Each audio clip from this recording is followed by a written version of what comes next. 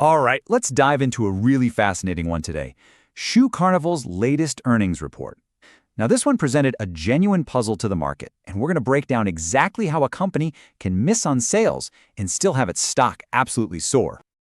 So here's the central question, right? How on earth does a company come out and report that its sales actually fell by nearly 8%, missing what Wall Street was expecting, and yet Its stock just explodes. We're talking up over 21% in a single day. No, that is not a typo. The market clearly saw something much, much deeper than that headline sales number, and that is exactly what we are going to unpack.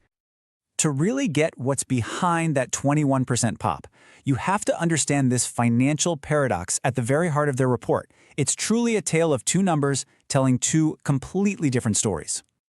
So on one hand, yeah, you've got that revenue miss. Sales were down almost 8% from last year. That's the bad news. But on the other hand, wow, a massive earnings per share beat. I mean, they didn't just squeak by the estimates, they absolutely crushed them by 27%. The big takeaway here is that the market decided to ignore the sales dip and focus completely on the profit. So how'd they pull that off? Well, look at this. They expanded their gross margins by a huge 270 basis points. That's a massive jump in how much money they make on each sale. And you can see their whole strategy right here in the sales breakdown. The old legacy Shoe Carnival stores, down over 10%.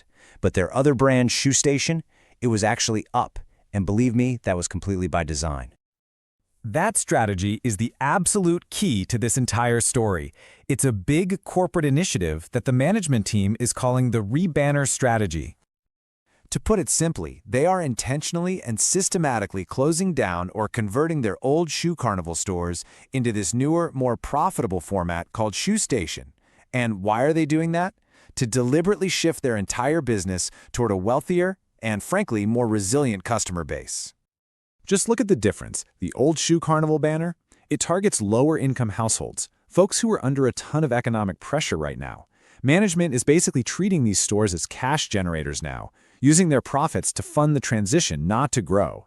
Shoe Station, on the other hand, targets households earning over $50,000 a year. That is their new engine for strategic growth. They are literally trading lower-quality sales for higher-margin, more premium sales. So, okay, the theory sounds great on paper, but does it actually work in the real world? Well, management pointed to the recent back-to-school season as the first major piece of proof that this painful pivot is really starting to pay off.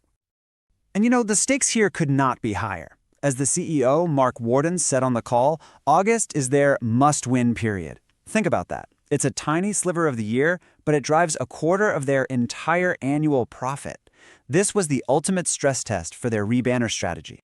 And guess what? They passed with flying colors. For the first time in a while, the entire company saw positive comparable sales growth in August. The new Shoe Station stores, they led the charge with high single-digit growth. But hey, even the old Shoe Carnival banner saw some positive signs in its kids' business.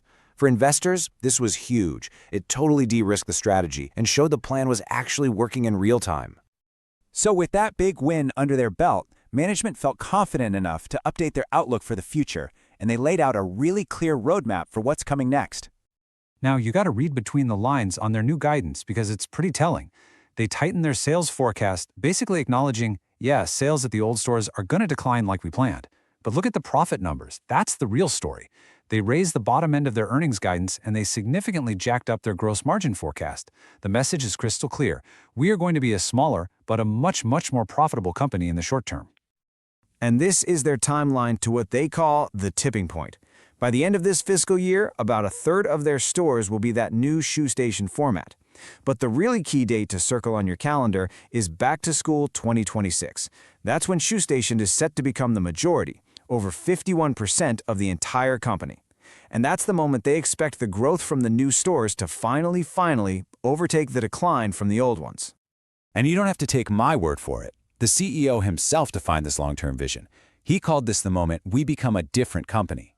This shows you it's not just some quarterly adjustment. It is a fundamental reinvention of the business, and they've given investors a clear date to look forward to. So, let's put it all together. What is the real takeaway here, and what should we be expecting as we head into the next earnings call?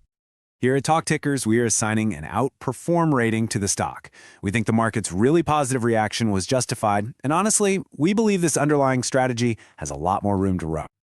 Our reasoning really comes down to 3 key points. First, the strategy is now significantly de-risked. Those strong back-to-school results prove this isn't just a theory on a PowerPoint slide. Second, the margin story is for real. This isn't some one-time accounting trick. It's a structural change to their profitability. And third, there is a clear, visible catalyst on the horizon. That 2026 tipping point gives everyone a data-driven reason to expect a return to sustained company-wide growth. You know, what's really compelling is just the clarity of the narrative here. You have a company that is actively choosing profitability over empty growth, and they have a clear plan and the data to back it up. The market loves that story for now, but the real question is, can they execute all the way to their 2026 tipping point? This is not financial advice.